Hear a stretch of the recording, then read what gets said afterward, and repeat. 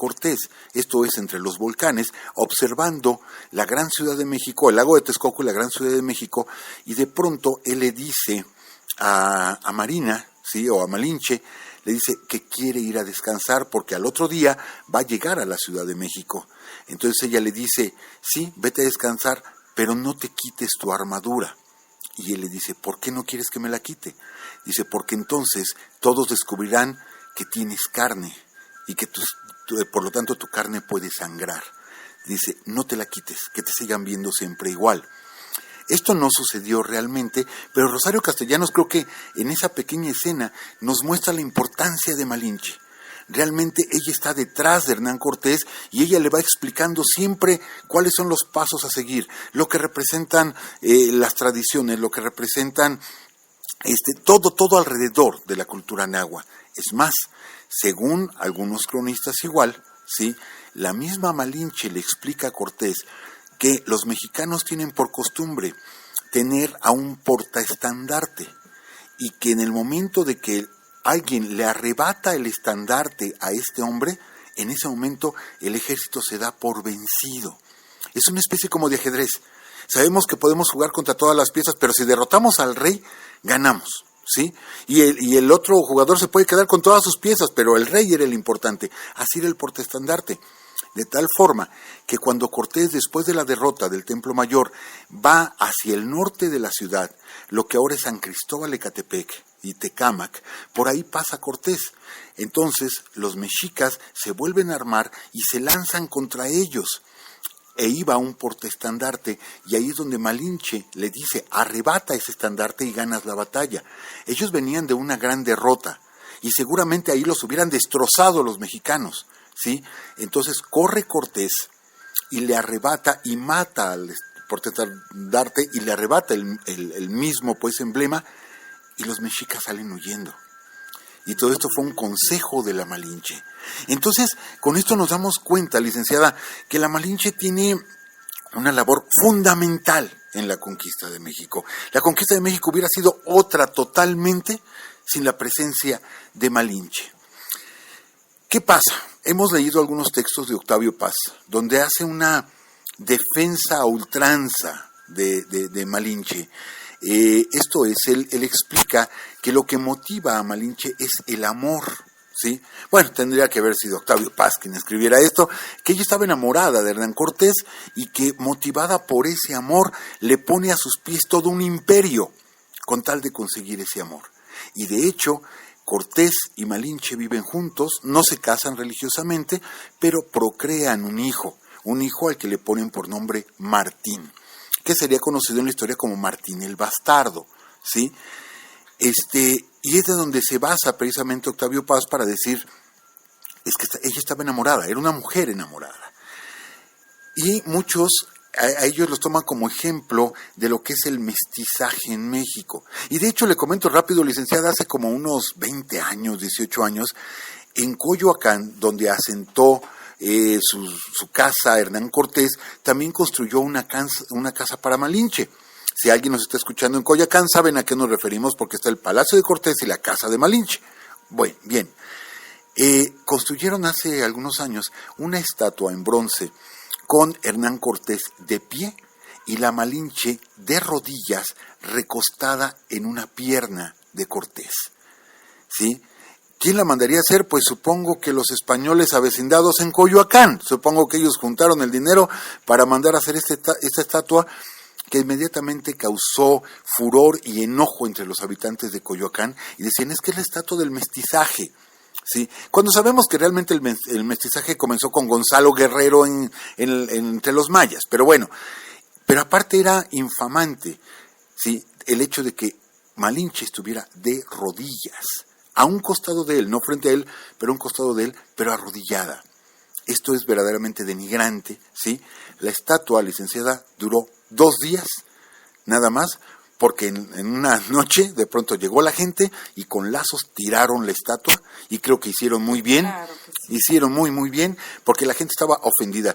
Esa estatua sé yo que la compró una persona muy rica de por ahí, parece ser que la tiene en su casa el señor Miguel de la Madrid, adornando uno de los jardines de su casa, sí, cerca ahí de Coyoacán, es un rumor, pero él tiene esa estatua.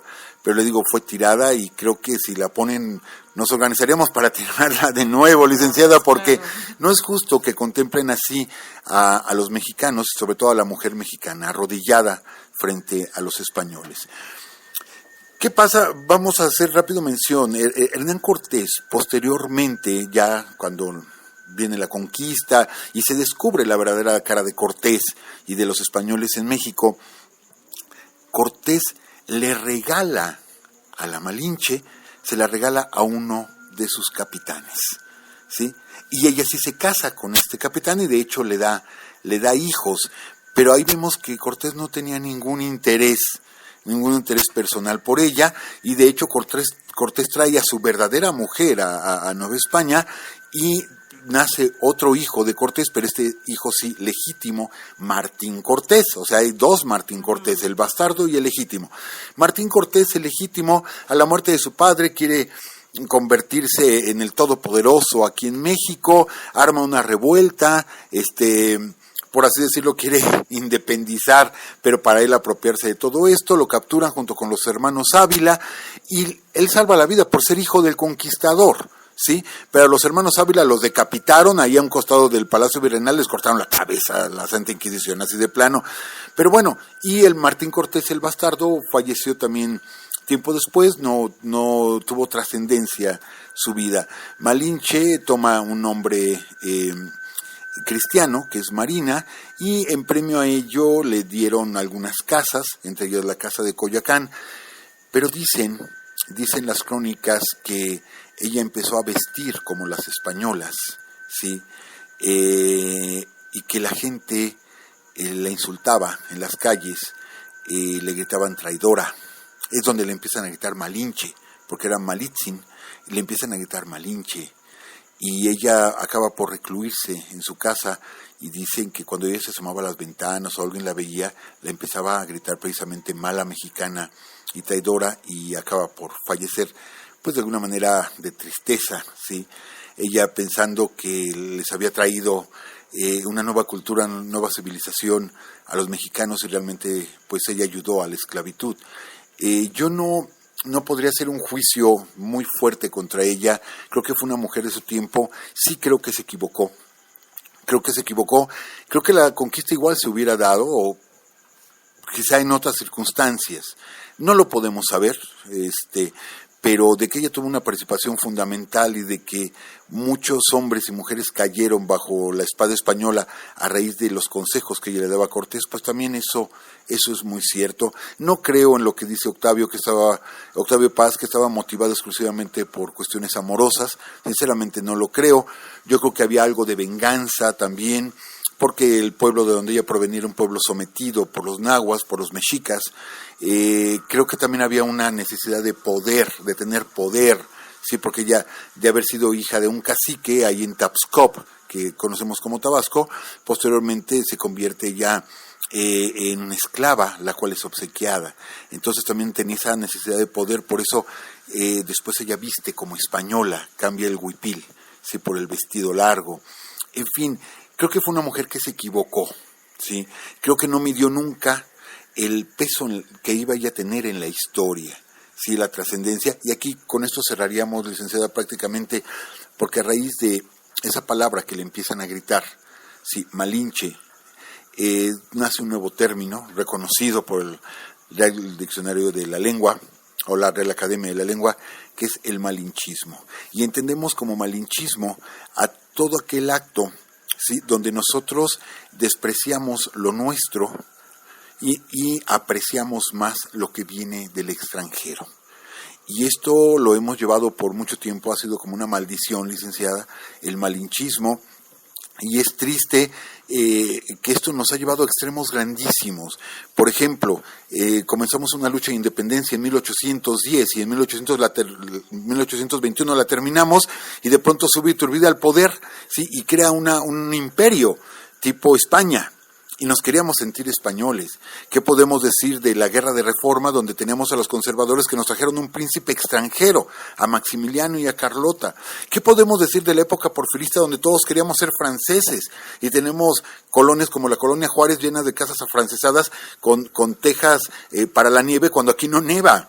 ¿Sí? Cuando teníamos situaciones tan ridículas, licenciada, de que se veían los llamados lagartijos, que eran los galancitos de aquel tiempo, en pleno mes de mayo, a las 2 de la tarde, con abrigo, bufanda y guantes, paseando en la Alameda, con aquel calor inmenso. Y cuando les preguntaban, oye, ¿por qué te vistes así? Simplemente decían, es que en París está nevando.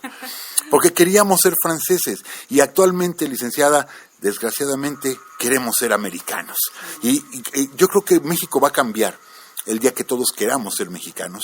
Ahí vamos a cambiar el día que nos quitemos ese malinchismo, eso de pensar que todo lo extranjero es mejor que lo mexicano, y que empecemos a apreciar lo verdaderamente mexicano, hay que sentirnos orgullosos de ser mexicano. Entonces, ese es el peso de la palabra malinchismo, y viene precisamente de ahí, de Doña Marina, que es el nombre cristiano, o Malitzin, que es el nombre náhuatl. Pues es lo que podríamos comentar sobre la Malinche, licenciada. Ok, profe, pues mire, casi se nos está terminando el tiempo. Ahorita no hay preguntas acerca de este tema, pero tenemos un correo de Ernesto Mendoza, se lo voy a leer. Dice, buenas noches, licenciada, profesor, aquí nuevamente saludándolos para adherirme a la inquietud del señor José Luis León, que sugirió el tema de la cristiada. Bueno, entonces también él quiere saber sobre la cristiada. Y dice, ojalá nos pudieran explicar quién y quiénes fueron los líderes del movimiento. Dice, es verdad lo que se cuenta de que tocaban en las puertas y preguntaban, ¿quién vive? A lo que solo habían dos respuestas, viva Cristo Rey o viva el Supremo Gobierno. Híjole, se nos está adelantando, profe, porque le iba a preguntar qué tema es el siguiente y creo que es ¿verdad? Efectivamente, aunque avisamos, vamos, siempre decimos, nos atenemos a la historia, tendremos que hablar de la Iglesia, pero como una institución, ya lo hemos dicho 4 o 5 veces, licenciada, pero yo me basaré en un texto de Jorge Ibargüengoitia, en una obra de teatro que se llama El Atentado, donde se mofa de esta situación de la cristiada y dice, cualquier semejanza de esta obra con un hecho de la historia de México no es coincidencia, es una vergüenza nacional.